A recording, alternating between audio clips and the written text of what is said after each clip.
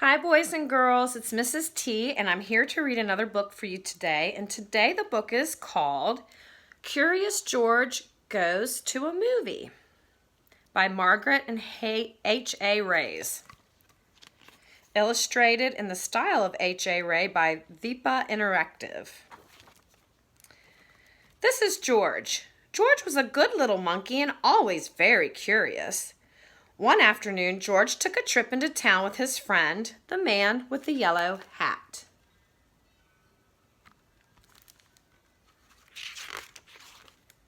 "Look, George," the man said as they walked by the theater. "The movie we've been waiting to see is here. If we hurry, we can make the next show." "2 tickets, please," says the man with the yellow hat.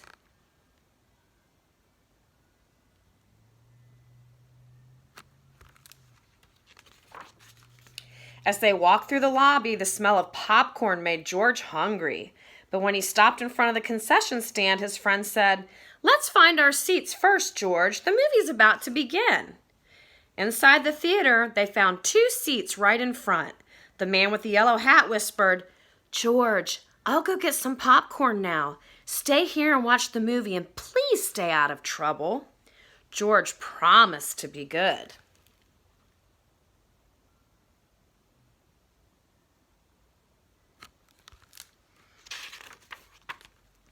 George was enjoying the movie when all of a sudden a big dinosaur jumped onto the screen.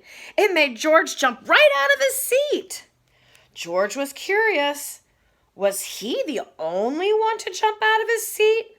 So he looked around. He was.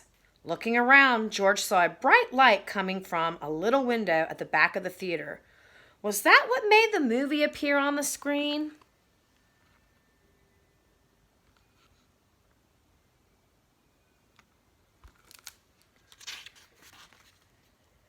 Though he had promised to be good, little monkeys sometimes forget. And soon George was at the back of the theater, but the window was so high not even a monkey could climb up to see through it. Usually there's a room behind a window, thought George, but how could he get inside? Then he saw a door.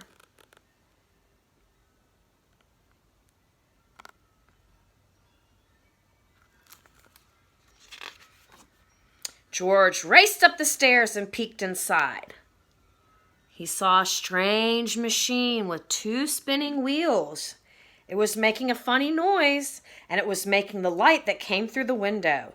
Now he could see how the movie worked, but when he stepped into the room, George was surprised to see a boy sitting in a chair.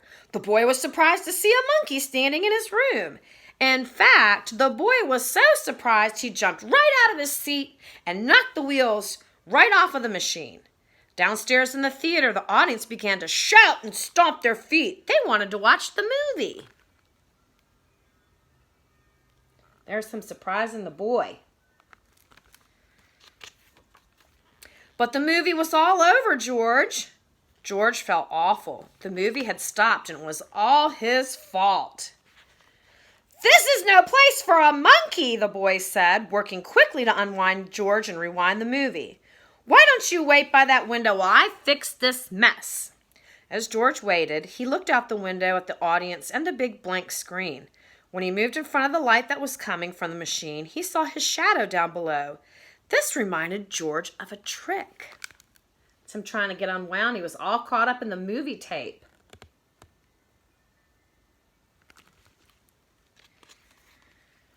He arranged his hands just so, and a bunny appeared on the screen. And then George made a dog, and a duck, and another dog. "It's a puppy!" someone from the audience shouted. So look what little George is doing. He knows that if he puts his hands in front of the light, that it's going to show shadow puppets on the screen. So he made a shadow puppet of a bunny, a dog, and a duck. Others joined in. "It's a bird," they said. George made the bird fly away. So there's all the people in the audience and the light, and there's George. He's making a bird with his hands. Then the audience saw George's shadow up on the screen. They were delighted. "It's a monkey!" a child yelled, and the audience laughed and clapped. "This is better than a movie," said a girl to her friend. Just as George was about to run out of tricks, the boy announced that the movie was ready to go. The audience cheered, once for the movie and once for George. So there's his little shadow.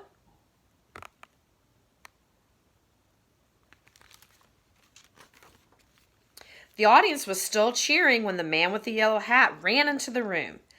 "I thought I'd find you here, George," he said, and he apologized to the boy for the trouble that George caused. "He did give me a scare," the boy said, but thanks to his hand shadows, everyone waited patiently for the movie to be fixed. Then the boy restarted the movie. "Would you like a treat for your performance, George?" he asked. And before the dinosaur appeared again on the screen, there's the man with the yellow hat coming in.